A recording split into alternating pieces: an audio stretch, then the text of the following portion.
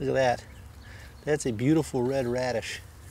Planting a seed, taking care of it, seeing the little green thing coming up out of the ground, all of it gives me a feeling of accomplishment and hope.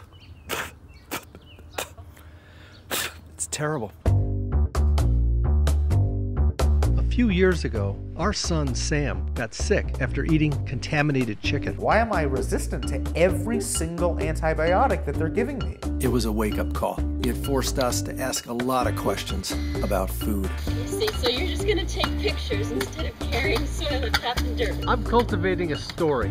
My wife Jennifer wants to raise chickens in our backyard and get the whole family to understand where our food comes from and how we can grow it ourselves. Oh man, that's awesome.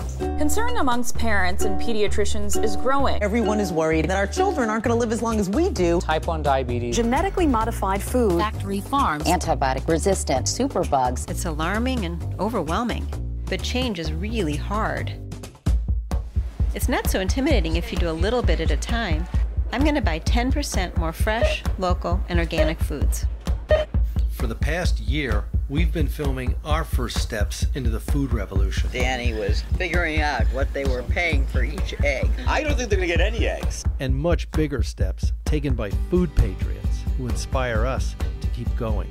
I just thought, like, well, now's the time again, right? Now's the time for people that can do something to do something.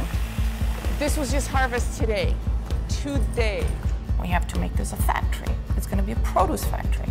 I mean, the big stores are great if we could get them to come into the community, but that's not the only answer. This is one bus, Lisa, in a city of 3 million people. This is a drop in the bucket. Can we really make a difference doing this little 10% change? Try that baby. Crunchy, oh yes. That's cute. You're going to get people thinking about what they're really eating. You have them thinking about what is going into our foods, what is going into our bodies. The small, sustainable operations that they're talking about, I don't know how we'd feed the world doing that. If we allow chickens, we're going to have to consider allowing pet pigs. If you're going to allow pet pigs, you're going to have to look at allowing goats.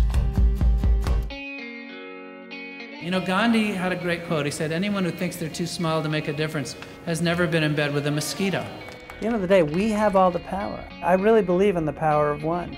This thing was a couple of people, and look what it's become. It's this huge community thing, and this is only going to grow.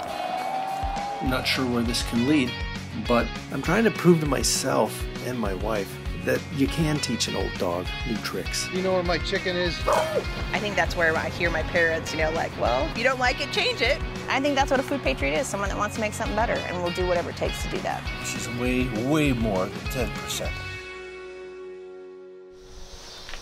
Okay, you're kidding me. Okay, hi, Robert.